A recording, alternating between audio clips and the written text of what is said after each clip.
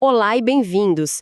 Hoje a gente vai mergulhar nos números que, assim, separam a sorte da pura estratégia numa mesa de pôquer. E o nosso foco vai ser o pré-flop, sabe? Aquele momento tenso antes de qualquer carta comunitária aparecer na mesa. Exato. A gente está com um material excelente aqui que analisa a matemática por trás de 3 jogadas que, bom, todo jogador conhece, mas que poucos realmente entendem a fundo. O tal do set mining, o roubo de blinds e, claro, o blefe com 3-bet. A nossa missão aqui, então, é transformar aquele sentimento, aquela intuição na hora de jogar, em uma decisão de fato calculada. É essa a ideia. A gente vai sair da base da esperança e entrar no campo da probabilidade. Gosto disso. Então vamos lá. Como que a gente para de ficar só torcendo pela carta certa e começa a fazer a jogada certa? Com base nos números. Esse é o ponto. E o que é fascinante é que não estamos falando de nenhuma matemática super avançada, sabe? É uma compreensão, assim, básica de risco e recompensa que, quando a gente aplica consistentemente, muda o jogo a longo prazo. Vamos ver a lógica por trás de cada uma dessas jogadas. Perfeito. Vamos começar então com uma que todo mundo adora. O set mining. É aquela situação clássica, né? A gente tá com um par pequeno na mão, tipo um par de 2, aí alguém aumenta a aposta e a gente só paga. Sonhando em acertar uma trinca no flop e levar um pote gigante. Exato. A emoção dessa jogada é quase irresistível. É irresistível porque a recompensa parece enorme.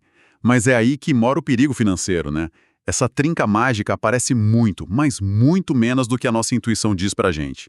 E aí a matemática entra como um balde de água fria. E que balde de água fria. Eu tô olhando os números aqui. A chance de acertar uma trinca no flop, tendo um par na mão, é de cerca de 11,76%. Isso. O material até simplifica isso para um cálculo mais prático na hora do jogo. Aproximadamente uma vez a cada 8 tentativas e meia. Uma a cada 8,5. Para facilitar, vamos arredondar para uma a cada 9 vezes. Agora, pensa no que isso significa. De cada 9 vezes que você tenta a jogada, 8 vão dar errado. Você vai pagar e não vai acertar absolutamente nada. E essas 8 vezes custam dinheiro. O material ilustra isso de uma forma bem clara.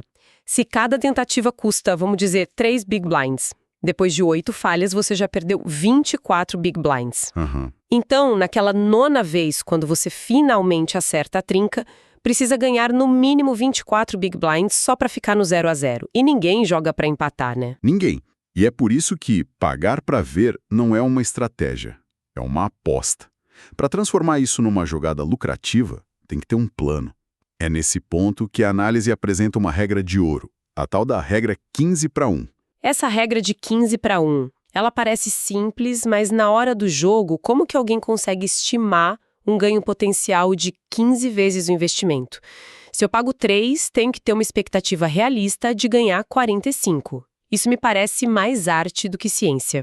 É uma mistura dos dois. Você tocou no ponto central. A regra te dá a meta matemática, certo? A arte é saber se o cenário da mesa permite alcançar essa meta. E a análise aponta 3 fatores cruciais para avaliar isso. Ok. O primeiro é o mais óbvio.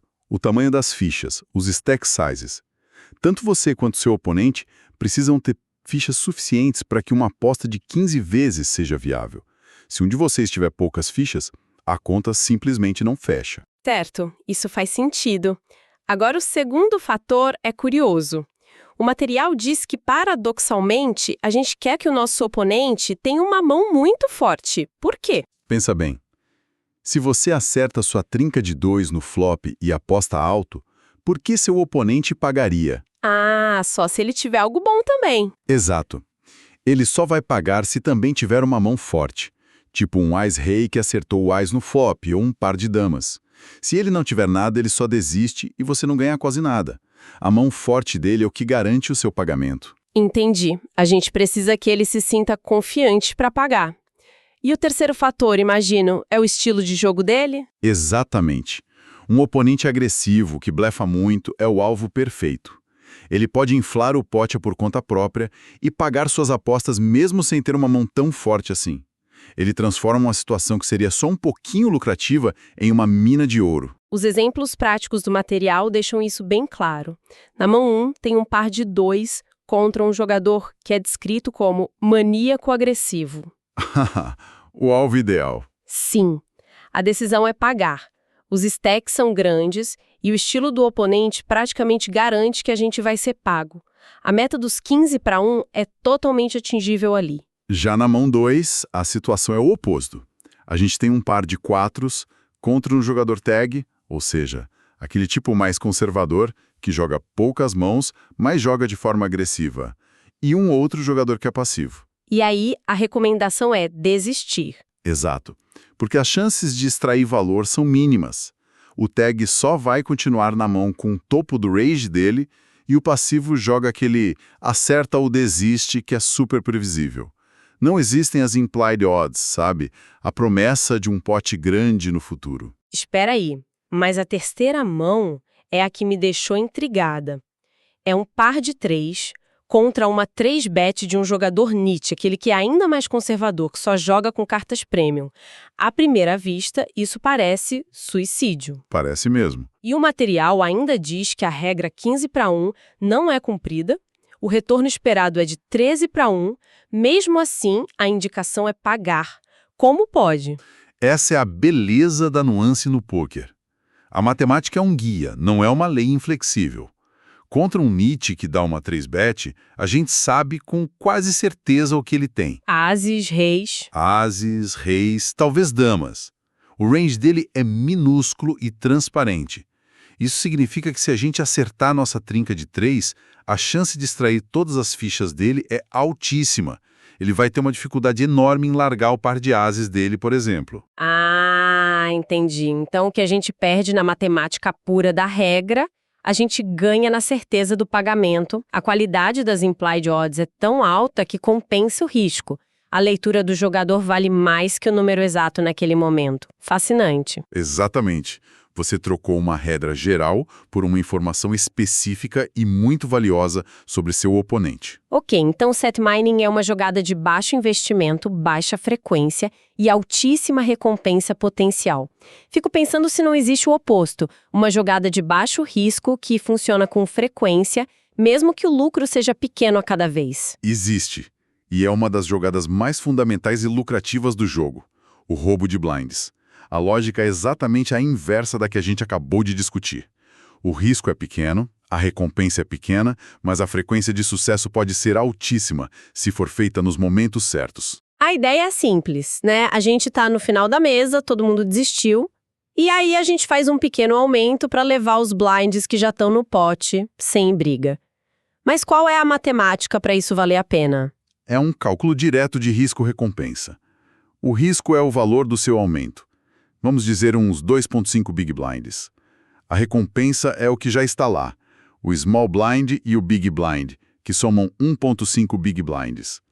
A análise detalha os pontos de equilíbrio. Certo. Para um aumento de 2,5 BB, você precisa que os oponentes nos blinds desistam 62,5% das vezes para a jogada não dar prejuízo. Então, basicamente, a jogada precisa funcionar um pouco menos de 2 a cada 3 vezes, e quanto menor o aumento, menos vezes ela precisa funcionar. Faz todo sentido. Exato.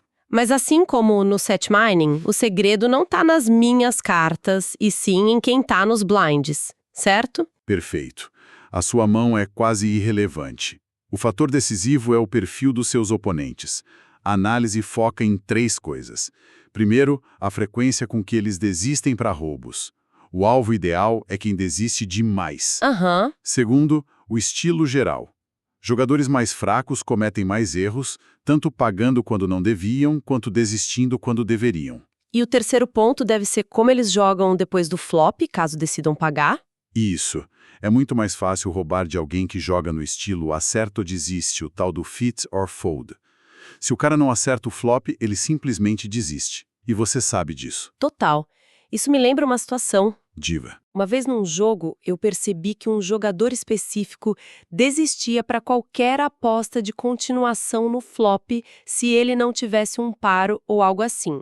Comecei a roubar os blinds dele toda hora, porque eu sabia que mesmo que ele pagasse, era só fazer uma aposta pequena no flop e ele ia correr. É isso, né? Explorar o pós-flop do oponente. É exatamente isso, você lê o padrão dele. Olhando os exemplos no material, na mão 4, tem um As e 3 do mesmo naipe no botão contra 2 jogadores niches nos blinds. Um roubo óbvio. Nits odeiam risco e defendem pouco. Na mão 5, é um rei e dama contra um niche e um calling station, aquele jogador super passivo que adora pagar para ver o flop. Essa também é uma boa situação. O niche provavelmente desiste e se o calling station pagar, nossa mão joga muito bem contra o range fraco dele. Mas na mão 6, o cenário é um pesadelo para o roubo. Um pesadelo. Temos um valete 7 contra 2 jogadores bons e agressivos, um tag e um lag. Tentar roubar aqui é pedir para se encrentar. Eles vão defender os blinds com frequência, seja pagando ou, pior, aplicando uma 3-bet. É uma situação em que o risco supera em muito a recompensa. É melhor ficar quieta e esperar uma vítima mais fácil. Certo. Já falamos de uma jogada mais passiva para ganhar muito, que é o set mining, e de uma agressiva para ganhar pouco, o blind stealing. Mas e a jogada de máxima pressão? Aquela que a gente faz para colocar o oponente na parede, mesmo quando a nossa mão é fraca. O blefe com a 3-bet. Agora a gente está subindo na escala de agressividade de risco. A 3-bet, que é o realmente sobre o aumento inicial, é uma demonstração de força. Ela pode ser por valor, quando temos uma mão gigante, ou como blefe, para forçar a desistência. E a análise faz uma distinção importante aqui entre o range linear e o range polarizado, né? Exato. Linear seria só com as mãos mais fortes, tipo valetes ou melhor, as-rei. Você quer ser pago. Já o polarizado é mais complexo. Você combina suas mãos mais fortes, o topo do topo, com um grupo de mãos de blefe. E a escolha dessas mãos de blefe é estratégica, imagino. Muito. São mãos como um As-5 do mesmo naipe, ou um 7-8 do mesmo naipe. Elas são consideradas ruins demais para apenas pagar, mas boas para blefar. Ok, mas essa jogada da 3-bet como blefe me parece a mais perigosa de todas. A gente está arriscando um monte de fichas com uma mão que, na teoria, não vale nada. A matemática para isso dar certo deve ser bem cruel, não? É cruel. E você tocou no ponto central. O risco é altíssimo. Então a sua expectativa de que o oponente vai desistir tem que ser igualmente alta. Certo. Olhando os números, se um oponente aumenta para 3 big blinds e você faz uma 3-bet para 9, você está arriscando 9 para ganhar o pote que tem ali, que é de uns 4,5. Para essa jogada não dar prejuízo, o oponente precisa desistir em 66,7% das vezes. Uau! 2/3 das vezes? É um número bem alto. É muito alto. Então a gente só pode tentar isso quando tiver quase certeza de que o adversário vai correr. O que nos leva ao conceito de fold equity. Precisamente. A única razão para tentar essa jogada arriscada é quando se tem uma fold equity massiva. E quando isso acontece? Geralmente contra oponentes que abrem com um leque muito amplo de mãos, especialmente de posições finais da mesa. Se um jogador está aumentando com 40% das mãos que recebe, a maioria delas é fraca e não aguenta a pressão de uma 3-bet. Os exemplos finais do material fecham essa ideia perfeitamente. Na mão 7, um niche aumenta do começo da mesa. A recomendação é jamais blefar com uma 3-bet aqui. Sem chance. O range dele é tão forte que a nossa fold equity é praticamente zero. Já na mão 8, a situação é ideal. Um jogador tag tenta roubar os blinds do botão e a gente tem um par de 2. É a oportunidade perfeita para um re-roubo. A gente sabe que o range do tag nessa situação é amplo e fraco. Ele está tentando roubar e nós estamos virando o jogo contra ele. A fold equity aqui é altíssima. E por fim, na mão 9, a gente tem um Ás e 4 de mesmo naipe contra um jogador lag mais solto e agressivo e um calling station que já pagou. A pior situação possível para um blefe. Exato. O lag não vai desistir fácil e o calling station, bom, ele vai pagar. A fold equity é nula, é uma receita para o desastre. Mostra que a 3-bet por blefe não é só sobre ser agressivo, sabe?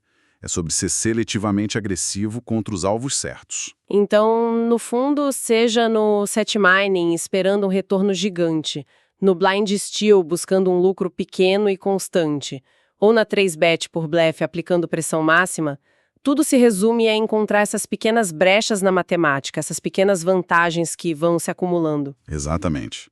Ninguém fica rico no pôquer com uma única jogada genial.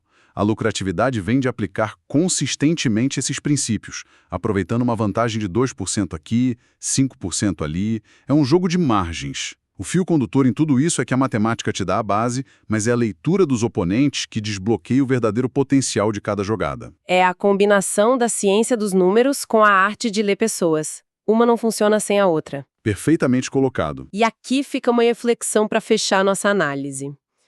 O material se concentrou muito em quantas vezes os blefs precisam funcionar para serem lucrativos.